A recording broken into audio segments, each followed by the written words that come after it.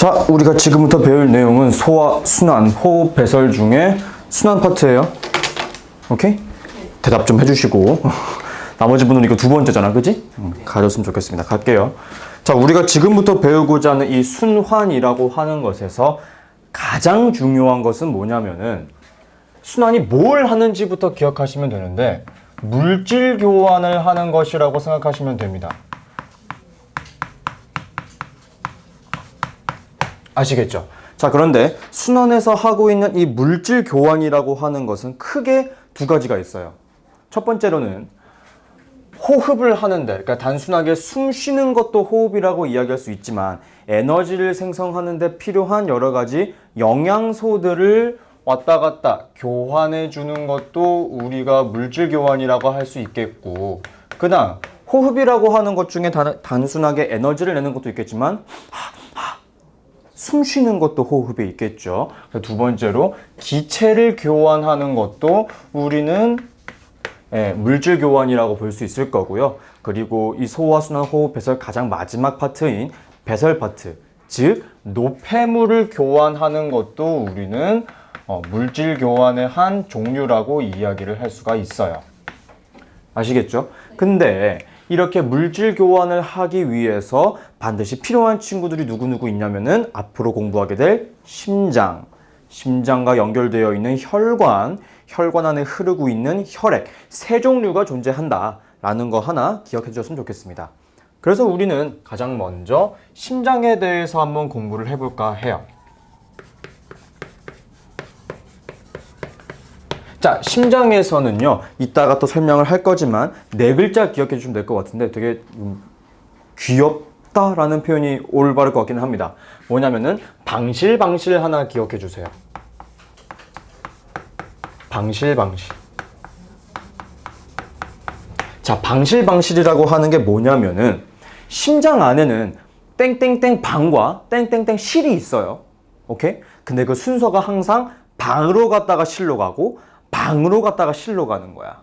알겠죠? 그래서 가장 먼저 말씀드릴 곳은 심장의 구조 중에서 심방이라고 하는 친구예요. 자, 심방은 온몸 혹은 폐를 왔다 갔다 지나갔던 혈액이 심장으로 들어오는 곳이라고 생각하시면 될 것 같아요. 아, 심방은 심장으로 들어오는 곳이구나. 그 다음 누구랑 연결되어 있냐면은 정맥이라고 하는 혈관과 연결되어 있습니다. 됐죠? 두 번째로 심방으로 갔다가 어디로 간다 그랬죠? 실로 간다 그랬지. 그래서 심방으로 들어온 혈액은 다시 어디로 이동해야 되느냐? 심실이라고 하는 곳으로 이동을 해야 합니다. 심실로 이동한 혈액은 다시 온몸으로 나가야만 해요. 그래서 심실은 혈액이 나간다라고 생각해 주시면 됩니다. 어떤 혈관과 연결되어 있냐면은 동맥이라고 하는 혈관과 연결되어 있어요.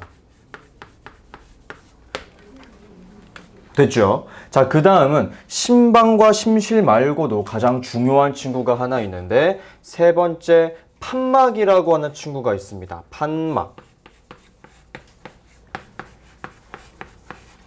자, 판막은요, 저는 항상 이렇게 필기를 했어요. 혈액의 역류를 방지한다라고 이야기했는데 조금 더 정확한 이야기를 한번 해드리게 되면은 판막은 혈액이 한쪽 방향으로만 흐르게 하는 친구입니다. 흐르게 한다. 아시겠죠? 어떤 원리냐면은 판막이 이렇게 구성되어 있고 후 할 때는 열리고 팔 때는 닫혀요. 그럼 닫히면 혈액이 다시 들어와 못 들어와? 못 들어오지. 그 다음 다시 후 하면은 또 혈액이 이동할 거고 후 하는 과정일 거니까 혈액이 나갔다가 못 들어오고 나갔다가 못 들어오고 나갔다가 못 들어오고 계속 한 방향으로만 흐르게 하겠죠. 그쵸? 그 다음 많은 학생들이 오해를 하는데 제가 항상 이렇게 필기를 합니다. 판막은요, 여러분 4개 정도 있어요 라고 보통 설명을 하게 되는데 그럼 많은 학생들이 이렇게 생각을 하게 돼. 아하, 판막이라고 하는 친구가 우리 온몸에 4개밖에 없구나 라고 생각을 하는데 그렇지 않고 우리가 지금 뭐 설명하고 있는 중입니까? 심장 설명하고 있는 중이죠. 심장에는 몇 개가 있다? 심장에는 4개만 있다는 거야. 전신에는 더 많아요. 아시겠죠? 요거 하나 알아줬으면 좋겠습니다. 자, 그럼 판막은 심장에 어디 존재하느냐? 첫 번째, 심방과 심실 사이에 총 2개 존재합니다. 그 다음은 심실과 연결되어 있는 혈관인 심실과 동맥 사이에 2개 존재해요. 따라서 심장에는 판막이 몇 개 있다? 총 4개 있다라고 생각해 주시면 될 것 같아요. 다시 한번 말씀드립니다. 전신에는 4개보다 많아 적어? 많다. 요거 하나 알아줬으면 좋겠습니다. 좋아요. 이렇게 공부한 다음에 우리가 세 번째로 할 일은 바로 심장의 구조에 대해서 설명을 한번 해볼 건데, 여러분 지금 책 보시게 되시면은 눈으로 보고 있을 때 오른쪽이 심장에서는 왼쪽이라고 이야기하고 있고요. 눈으로 보고 있을 때 왼쪽은 심장에서 오른쪽이라고 이야기하고 있죠. 이거 제가 설명합니다. 여러분 책을 가슴 앞에 대보세요. 대본 다음에 오른쪽 부분이 우심방, 우심실 이렇게 있네요. 그죠? 그리고 왼손에 있는 부분이 좌심방, 좌심실 이렇게 있네요. 어떤 느낌인지 아시겠죠? 네. 그러니까 우리가 책으로 볼 때는 거꾸로 뒤집어 생각하면 된다는 소리가 되겠죠? 네. 그렇죠? 이런 겁니다. 그리고 저는 항상 심장의 구조를 설명할 때 좌표 평면에다가 그림을 그리는 편이에요. 오케이? 1사분면과 2사분면 같은 경우는, 즉 위쪽 부분은 다 심방이 존재하고요. 3사분면과 4사분면, 즉 좌표 평면에서 아래쪽 부분은 심실이 존재합니다. 됐나요? 네. 됐죠? 요거 하나 알아주셨으면 좋겠고, 제가 책에다가 동그라미 그려놨죠? 그 이유가 거기다가 십자가게 그려놓고 좌표편을 나눈 다음에 필기하는 소리가 될 것 같아요. 됐지? 자, 그 다음 갈게요. 1사분면은 위쪽이면서 눈으로 볼 때는 오른쪽이지.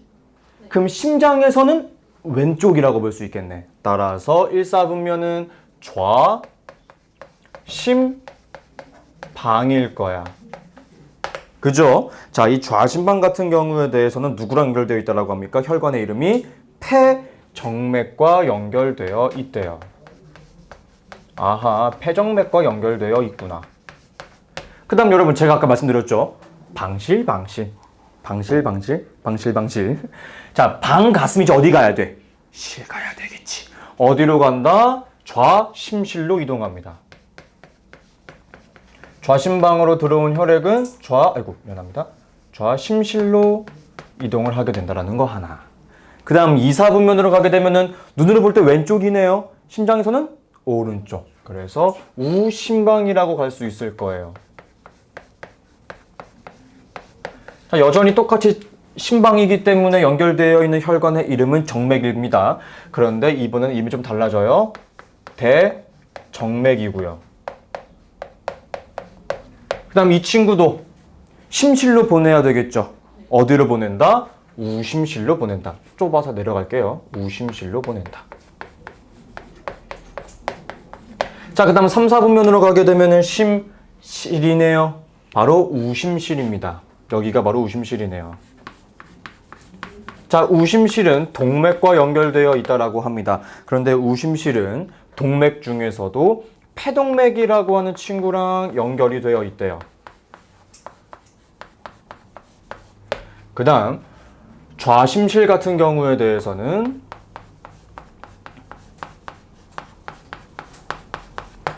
대동맥과 연결이 되어 있다.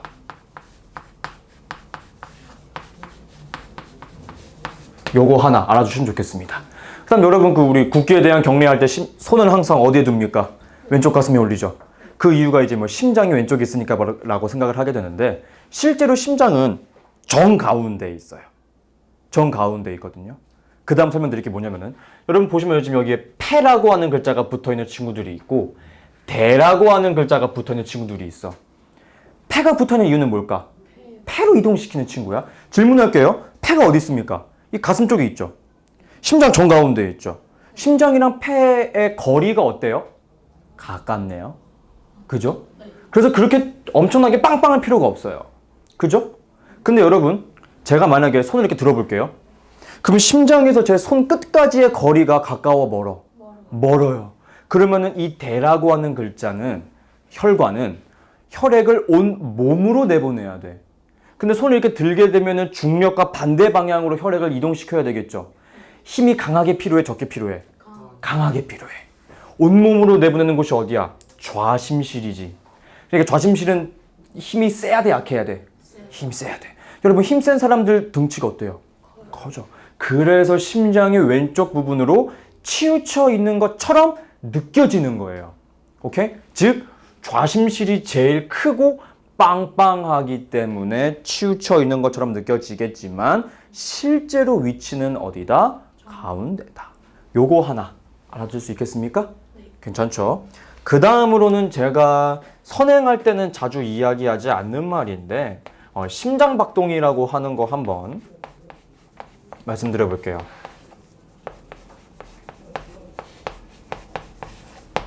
자, 심장박동 뭐냐면은 쿵쾅쿵쾅 쿵쾅쿵쾅 하는 게 이제 심장박동입니다. 여러분, 여기서 기억하실 것은 뭐냐면은 수축과 이완이에요.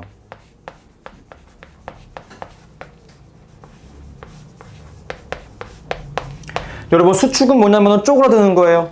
여러분, 심장이 쪼그라들면 어떻게 될까요? 혈액이 나가요. 이완은 어떻게 되는 걸까요? 혈액을 들여보내게 하는 거겠죠. 오케이? 그래서 내보내고 들여보내고 내보내고 들여보내는 하는 과정을 통해서 혈액이 빙글빙글 도는 것, 이것을 우리는 심장박동이라고 이야기합니다. 됐나요? 괜찮죠? 요거는 기억해 두시면은 언젠가 써먹지 않을까 싶어. 자, 그 다음 네 번째로 말씀드리고자 하는 것은 혈관인데요. 자, 솔직히 말씀드릴게요. 저는요, 김병경 기준으로 말씀드리게 되면은, 저는 혈관은 딱히 암기하라고 하지 않습니다. 그러니까 혈관이 가지고 있는 특징들이 있죠. 걔네들은 저는 딱히 암기를 빡세게 안 했으면 좋겠어. 이유가 뭐냐면, 다음 페이지 넘어가고요. 여러분, 결국에 동맥이라고 하는 친구는 심실과 연결되어 있죠. 심실은 혈액을 내보내죠. 하고 힘을 줘야 돼. 그럼 힘이 세, 약해? 세. 그럼 강하게 훅 했으니까 혈관이 그 압력을 견뎌야 돼, 못 견뎌야 돼? 견뎌야 돼. 그러면 혈관에 힘이 세야 돼, 약해야 돼? 세야 돼. 그럼 두꺼워질까, 얇아질까? 두꺼워져. 그냥 이거 암기하는 게 낫지 않을까? 굳이 혈관 따로 암기할 필요가 있을까? 라는 마인드예요. 어떤 느낌인지 아시겠습니까? 그렇죠? 그러니까 여러분들은 심장의 구조만 조금 빡세게 암기해 주시는 걸 좀 더 추천드려요. 아시겠죠? 첫 번째, 심실과 연결되어 있는 동맥이고요. 동맥은 이제 심실에서 혈액을 내보내기 때문에 그 압력을 견뎌내야 됩니다. 따라서 혈액이 나가는 곳이고 혈관벽도 두껍고 혈압도 높고 혈류 속도도 빠른 친구가 동맥이다 생각하시면 좋겠죠. 두 번째, 이거는 좀 필기 해줬으면 좋겠네요. 모세혈관입니다.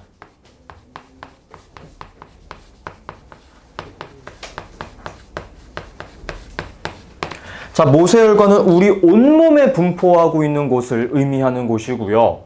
아시겠죠? 여러분, 지금 우리 신체 중에서 베이거나 까졌을 때 피가 안 나는 곳이 있나요? 딱 무릎팍도 까지면 피 나긴 하잖아. 그치? 대부분 다 피가 나죠? 우리 온몸에 분포하고 있는 곳이 모세혈관이에요. 오케이? 자, 그런데 이 모세혈관에서는 제일 중요한 역할이 순환의 옆에 써 있는 바로 물질 교환을 하는 장소입니다.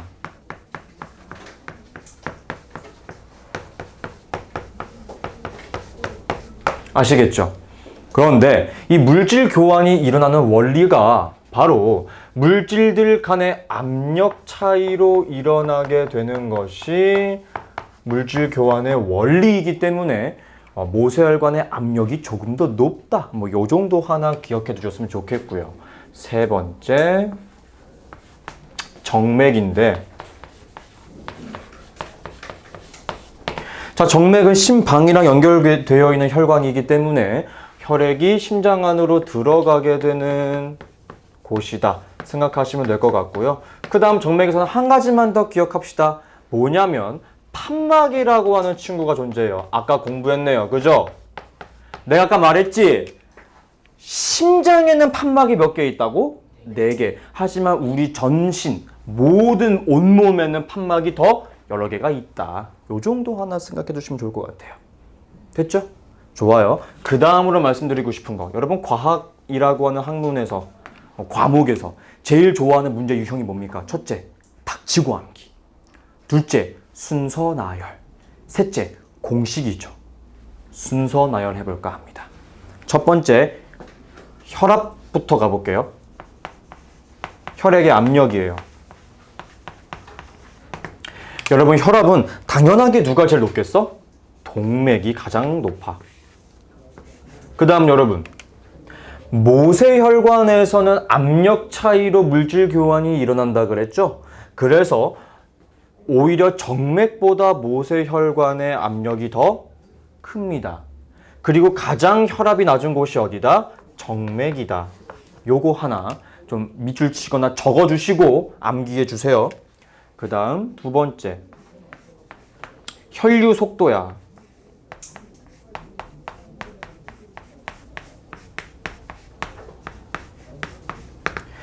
여러분 생각을 한번 해볼게요. 당연하게 동맥이 제일 빨라요. 그죠? 두 번째, 여러분 모세혈관에서는 물질 교환을 한다 그랬습니다. 물질 교환. 그죠? 우리가 지나가면서 너한테 뭐 하나 주고 받아오고 주면서 뭐 받아오고 해야 되는데 내가 너무 싹 지나가. 그럼 주고받을 수 있을까 없을까? 없어요. 그러면은 모세혈관에서 속도가 빨라야 돼 느려야 돼? 느려야 되겠죠. 그래서 두 번째로 빠른 친구가 정맥, 가장 느린 친구가 모세혈관이구나. 요거 하나. 이거 머릿속으로 이해할 수 있겠죠? 그럴 것 같아요. 자, 그 다음 세 번째는 혈관을 구성하고 있는 벽의 두께입니다. 너무 아래쪽이라 글씨가 좀 안 이쁜 점 양해 부탁드릴게요. 생각을 한번 해봐. 심장에서 강하게 수축을 확 했어. 강한 힘이 들어갔을 거 아니야. 그거 견뎌내려면은 동맥도 어때야 돼? 두꺼워야 되겠지. 그치? 그 다음 여러분 모세혈관을 통해서 물질을 주기도 하고 받아오기도 해야 돼. 물질이 이동을 해야 된단 말이야. 물질이 이동하려면은 벽의 두께가 얇으면 좋을까 두꺼우면 좋을까? 얇으면 좋겠지. 그래서 상대적으로 두꺼운 친구가 누구다? 정맥이고 가장 얇은 친구가 누구다? 모세혈관이다. 제가 일부러 이 순서로 필기를 했습니다. 그 이유가 뭘까요? 동모정, 동정모, 동정모. 하나 빼고는 순서 똑같죠? 그죠? 그러니까 우리는 혈압만 기억하시면 나머지는 뒤집으면 된다. 뭐 이렇게 필기하시면은 조금 더 이해하기 편하지 않을까 생각을 합니다. 그죠? 그 다음은 여러분 다음 페이지 넘어가시게 되면 혈관의 특징이라고 하는 친구 나와 있을 거예요. 그거 암기해 주셔야 돼요. 보시면은 혈압이 가장 높은 곳이 어디고 혈류 속도가 두 번째로 빠른 곳은 어디며 혈류 속도가 가장 느린 곳은 어딘지 분석하는 문제가 나올 거예요. 이 그림 자주 나오고 많이 나오니까 제발 좀 기억해 주시고 밑줄 쳐주세요. 아시겠죠? 됐죠? 자, 다음 파트 넘어가도록 하겠습니다. 다음 파트는 혈액순환이고요. 오늘의 하이라이트예요. 혈액순환. 여러분 결국에 순환이라고 하는 단어가 그대로 들어가 있으니까 굉장히 중요하다고 볼 수 있겠죠? 그죠? 자, 필기해 보겠습니다. 여러분 내가 아까 얘기했죠? 혈액은 어디서 어디로 이동한다? 방실방실. 그치? 그래서 가장 먼저 필기할 곳은 우심방이에요. 여러분 우심방은 혈액을 어디로 보낸다 그랬죠? 방실? 어디? 우심실. 그렇지. 그 다음 중요한 거 여러분 우심실과 연결되어 있는 혈관의 이름이 뭐였죠? 동맥은 동맥이었는데 무슨 동맥? 폐동맥이었어요. 그죠? 여러분 생각 한번 해봐요. 폐라고 하는 글자가 붙어 있으니까 혈액이 어디로 이동을 해야 될까요? 폐. 그렇지. 폐로 이동할 거예요. 자, 그럼 폐로 지나간 혈액이 다시 이제 어디로 들어가야 돼? 심장으로 가야 되겠지. 자, 들어가는 혈관의 이름은 정맥이었어요. 근데 폐를 거쳤기 때문에 무슨 정맥? 폐정맥. 그 다음 여러분, 폐정맥은 누구랑 연결되어 있겠습니까? 이렇게 얘기하면 좀 어려울 수 있는데 생각을 해봐. 우심방과 의심실이 다 나왔네? 그럼 어디만 남았어? 좌만 남았지. 그리고 혈액이 들어가는 곳이 어디라 그랬어? 그렇지. 좌심방이겠죠, 그러면? 그렇죠? 그래서 나는 오히려 이 세 개만 외워두면 나머지 다 쉬워. 그렇지 않을까? 그지? 그럼 좌심방일 거야.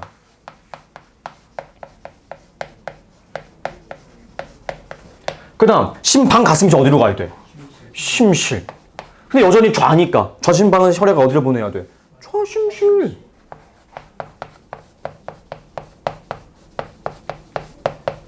그지? 자, 근데 동맥은 폐동맥과 대동맥, 미안합니다. 폐동맥과 대동맥 두 개밖에 없어. 근데 폐동맥 하나 썼잖아. 네. 그럼 뭐만 남았어? 대동맥. 그렇지. 대동맥. 여러분, 근데 제가 아까 살짝 손 들고 막 설명하면서 이야기했었죠. 대라고 하는 글자가 붙어 있으면 혈액을 어디로 보낸다고요? 몸 전체, 온몸으로 보낸다. 그럼 대동맥은 온몸으로 이제 혈액을 보내겠죠. 그럼 온몸을 따라 이동한 다음에 다시 심장으로 들어갈 거야. 그러면 이제 다시 어디를 타고 들어가야 돼? 정맥 타고 들어가야 돼. 그렇죠? 그런데 온몸을 따라 지나갔으니까 대정맥. 그렇지.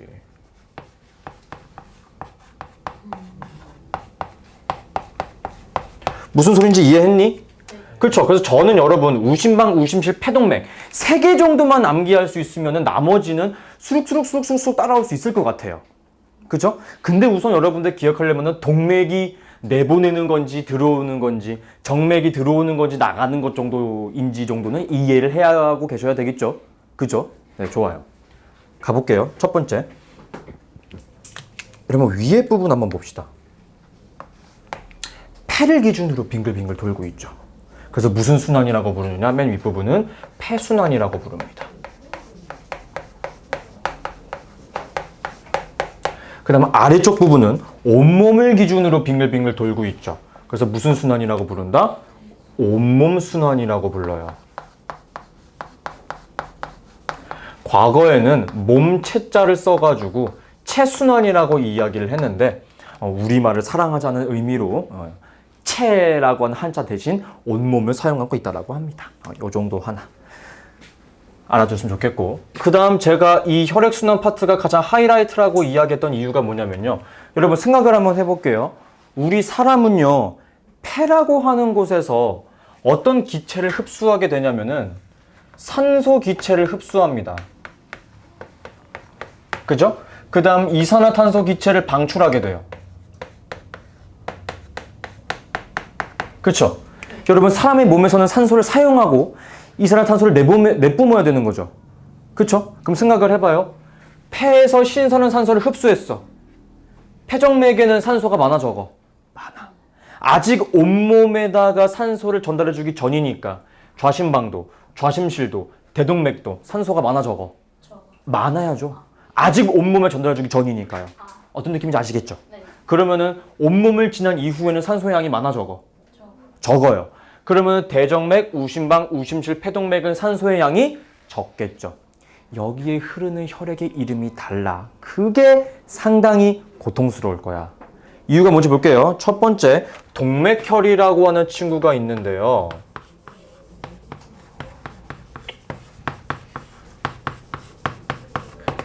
자, 여러분 동맥혈은요, 산소의 양이 많습니다.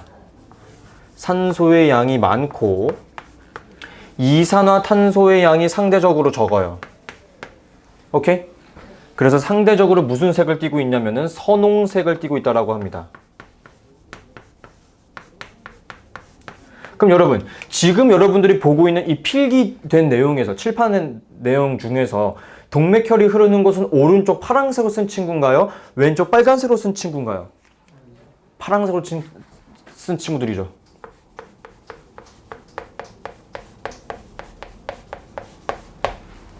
그죠? 아직 온몸에 산소를 전달해주기 전이니까요. 그죠? 그럼 여러분 또 다른 혈이 하나 있을 겁니다. 동맥혈 나왔으니까 무슨 혈이 나와야 돼? 정맥혈 나와야 되겠죠.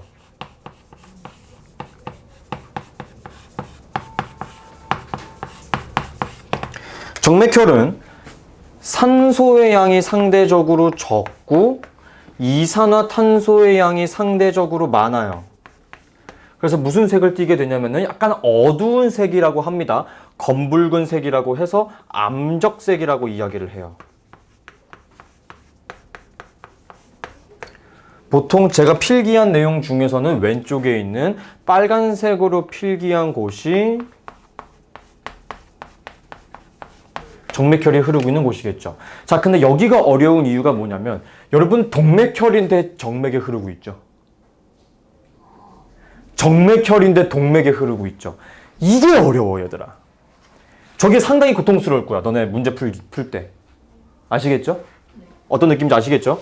그러니까 저거는 암기해 주시는 것도 중요하겠지만 약간의 이해를 한번 더 동반하는 것도 공부하는데 좀 편하지 않을까 조심스럽게 추측을 합니다. 아시겠죠? 좋아요. 두 번째로 갈 내용은 뭐냐면은 혈액입니다.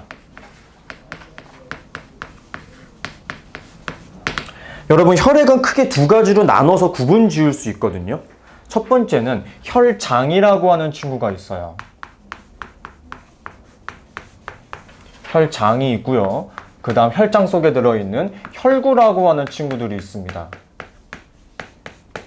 여러분, 혈장은요, 혈액 구성 성분 중에서 약 55% 정도를 차지하고 있으며 대부분 액체 상태, 물이라고 생각하시면 될 것 같습니다. 오케이? 그 다음 혈구는요, 혈액의 구성 성분 중에서 약 45% 정도를 차지하고 있고요. 대부분 세포라고 생각하시면 됩니다. 됐죠? 요거 하나. 그 다음은 우리가 공부할 게 혈구들의 특징이야. 혈구. 가볼게요. 첫 번째 혈구는 적혈구부터 가볼까 합니다.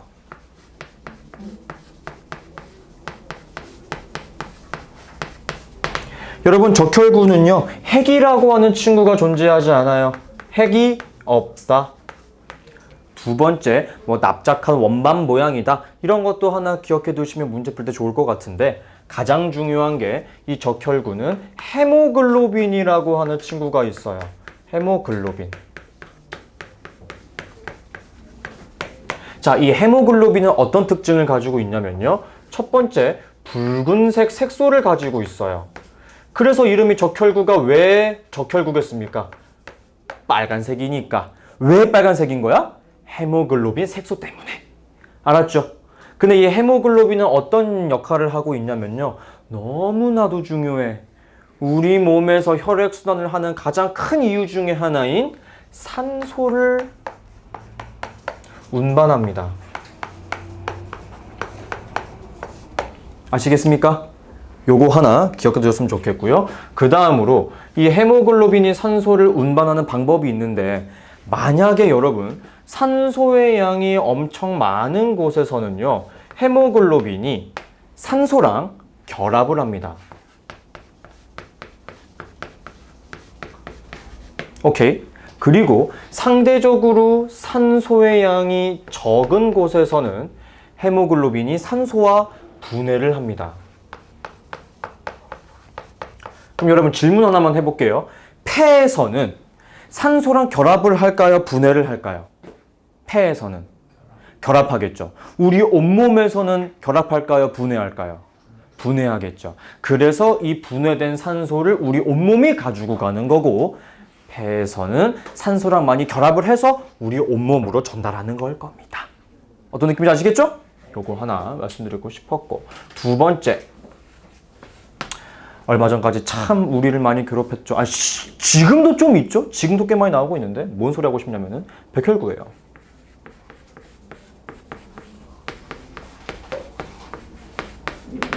자, 백혈구는 뭐 하는 친구냐면은 핵이 있는데, 그 다음 중요한 게 식균 작용을 합니다. 여러분, 식균 작용이라고 하는 것이 뭐냐면요, 쉽게 얘기하면 우리 몸에 들어온 나쁜 병균, 세균들을 잡아먹는다. 쉽게 얘기하면 면역을 담당하고 있습니다. 면역 작용을 하고 있어요.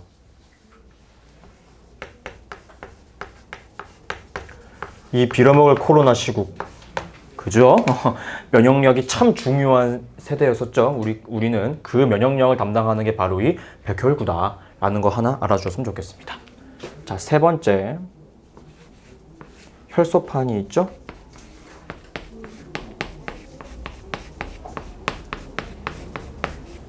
혈소판은 핵이 존재하지 않아요. 그 다음 뭐 하냐면은 혈액을 응고합니다. 혈액을 응고합니다. 피를 멈추게 하는 친구예요. 됐나요? 요 정도 하나 기억해 두시면 좋겠습니다. 자, 그 다음 이제 뭐 말로 한번 설명을 해보게 되면은 너네 아무 질문 안 하네. 핵이 뭐 하는 친구길래 있고 없고가 중요한 걸까 생각을 한번 해보게 되면은 여러분 핵은요 정보를 저장하는 USB예요. USB 같은 거야. 여러분 우리 백신 맞죠? 백신을 왜 맞아요? 그 병균이 침입했을 때 빠르게 죽이거나 혹은 감염이 안 되거나 조금 덜 아프려고 맞는 거죠. 그죠? 그럼 그 백신을 맞아서 그 병을 치료할 수 있는 대처 방안 무기를 우리 세포들이 미리 갖고 있는 거지. 그럼 그 정보를 저장해야 될 거 아니야. 그 저장하는 곳이 어디다? 핵인 거예요. 그러니까 백혈구에 핵이 있는 거고요. 적혈구는 핵이, 혈소판도 핵이 없어요. 왜? 그런 정보를 저장할 필요가 없거든. 조금 더 간단하게 이야기하면은 하는 일이 복잡하면 핵이 있어야 돼. 하는 일이 단순하면 없어도 돼. 쌤, 근데 백혈구도 식균작용이잖아요. 단순한 거 아닌가요? 여러분, 우리 몸에 유익한 균들도 있죠. 걔는 잡아먹으면 안 되고 얘는 잡아먹어야 돼. 많은 양의 정보를 갖고 있어야 되겠죠. 하는 일이 복잡하겠지? 그래서 핵이 있다고 생각하시면 될 것 같아요. 요 정도. 됐나요? 그 다음은 여러분 이 혈구들의 그 순서나열 하는 게 있습니다. 개수랑 크기. 그거는 밑줄 쫙 치시고 암기 조금 부탁드릴게요. 오른쪽에 있을 겁니다. 그거 하나 알아주셨으면 좋겠고 순환은 이걸로 끝입니다. 많지 않죠? 그죠? 문제 한번 개념 정리 먼저 하시고 문제 풀어보시면 되겠습니다. 수업 여기까지 할게요.